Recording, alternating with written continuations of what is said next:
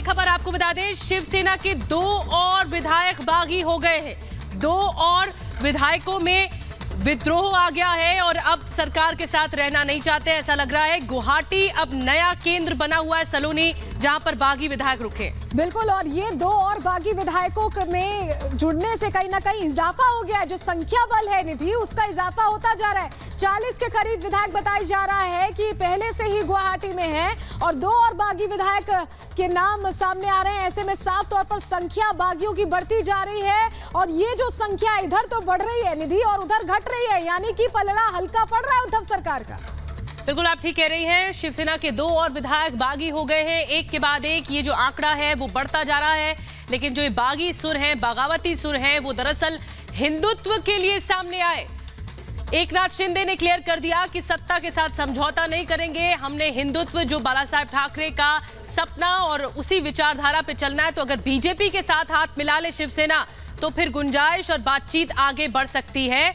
ये 2 और विधायक हम आपको बता रहे हैं, योगेश कदम एक इसमें नाम है और दूसरा नाम है संजय राठौड़, जो दोनों बागी हो गए। तो ये 2 बागी विधायक जो कि अब उस काफिले में शामिल हो गए हैं जो उद्धव सरकार के खिलाफ मोर्चा खोल चुका है। संजय राठौड़ और योगेश कदम भी अब इस लिस्ट में शामिल होते नजर आ रहे हैं। साफ तौर पर देखिए 40 का संख्या बल पहले ही एकनाथ शिंदे लेकर चल रहे हैं अपनी बातें। जो सूत्रों के हवाले से जानकारी मिली है, जो बातचीत उद्धव ठाकरे से हुई, उसमें साफ तौर पर यह कहा गया कि बीजेपी के साथ रहना है तभी आगे बढ़ पाएंगे। लेकिन बार बार उद्धव ठाकरे ने यह कहा कि वो आकर मुंबई बात करें, लेकिन इससे एकनाथ शिंदे ने इनकार कर दिया। और इस बीच एक और बड़ी खबर सामने आ रही है, जहां आपको बता दें कि विधायकों से शरद पवार मुलाकात करने वाले हैं। वाईबी सेंटर में आज मुलाकात होगी। तो हम ये देख रहे हैं लगातार निधि कि शिव सैनिक किस तरह से बिखर रहे हैं और एनसीपी समझ रही है कि अपने कुनबे को समेट के रखो, और यही हाल कमोवेश कांग्रेस का भी। बिल्कुल, शरद पवार की मुलाकात होगी विधायकों से वाईबी सेंटर में, बताया जा रहा है। शरद पवार भी कल से मीटिंग्स कर रहे हैं, बैठकें कर रहे हैं। अमित हमारे साथ जुड़े हुए हैं सीधे वर्षा से, जो कि सीएम आवास है, और बताया जा रहा है कि आज बड़ी कैबिनेट मीटिंग होनी है। ये जो उथल पुथल मची हुई है, भागम भाग मची हुई है, सूरत से गुवाहाटी चले गए अचानक से विधायक। अमित, आज बैठक पर नजर रहेगी कैबिनेट की, क्या कुछ होने वाला है, क्या संभाल पाएंगे सरकार को उद्धव ठाकरे? देखिए निधि, अब से आधे घंटे पहले जब मैं बता रहा था, यहाँ से लाइव कर रहा, तो मैंने नाम बताए थे। ये 2 विधायक जो कल रात को यहाँ से निकले हैं, अब उनका नाम क्लियर है, संजय राठौड़ और योगेश कदम।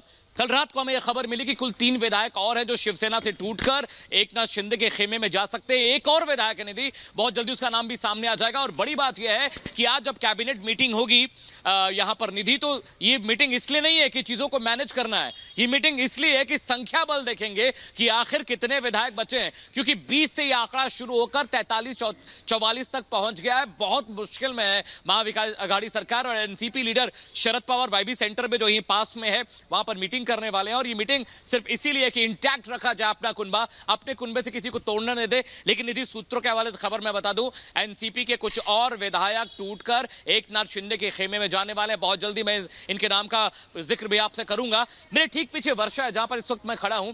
यहां पर अभी उद्धव ठाकरे किसी भी वक्त निकल सकते हैं, मुमकिन है शरद पवार से मुलाकात करें, हालांकि अभी ये क्लियर नहीं वो कितने बजे निकलेंगे। दूसरी बड़ी खबर है कि आज जो कैबिनेट मीटिंग होनी, उससे पहले एनसीपी के तमाम नेता मिल रहे हैं। शरद पवार जो एनसीपी सुप्रीमो हैं वो मिलेंगे, साथ ही साथ कांग्रेस भी अपने तमाम विधायकों को बुलाकर मीटिंग कर रही है। देखिए, एनसीपी और कांग्रेस की भूमिका, अगर एकनाथ शिंदे जिस तरह से उन्होंने पासा फेंका है, अब एनसीपी और कांग्रेस की भूमिका नगण्य हो चुकी है महाराष्ट्र की सियासत में। और बड़ी बात यह है कि एकनाथ शिंदे ने सिर्फ एक शर्त रखी है कि एनसीपी और कांग्रेस को बाहर कीजिए, बीजेपी के साथ अलायंस करके सरकार बनाई है। और उन्होंने कहा है कि देखिए, मुझे काम नहीं करने दिया गया, विधायकों से जो वादे हुए वो पूरे नहीं हुए। 2019 में विधायक दल के नेता चुने गए, तब ये लग रहा था कि कम से कम डिप्टी सीएम तो एकनाथ शिंदे बन जाएंगे, लेकिन खेल हो गया।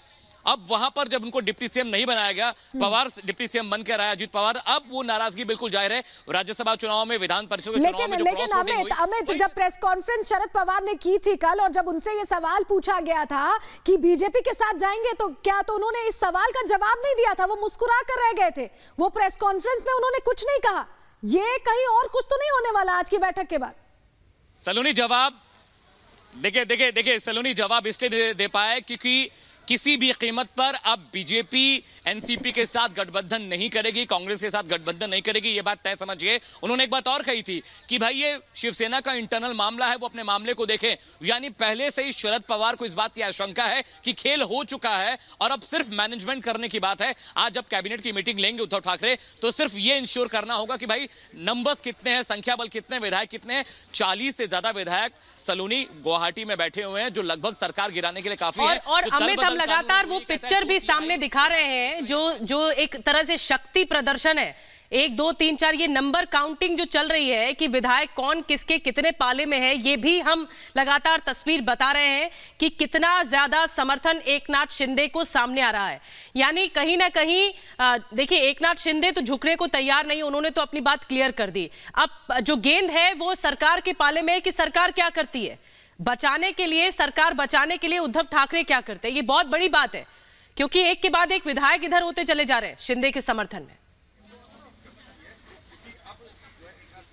देखिए निधि, अभी जो सूत्रों के हवाले से खबर आ रही है, मुमकिन है कि महाविकास आघाड़ी सरकार गिर जाए, उद्धव ठाकरे बतौर मुख्यमंत्री इस्तीफा दें और ज्ञापन राज्यपाल को सौंप दें। लेकिन उससे पहले का निधि कहते हैं कि एक लास्ट ट्राई करने की कोशिश में उद्धव ठाकरे हैं, क्योंकि एकनाथ शिंदे का मैसेज बिल्कुल क्लियर है कि एनसीपी और कांग्रेस के साथ गठबंधन करके सरकार बनाने के बाद जो शिवसेना की छवि वो खराब हुई है।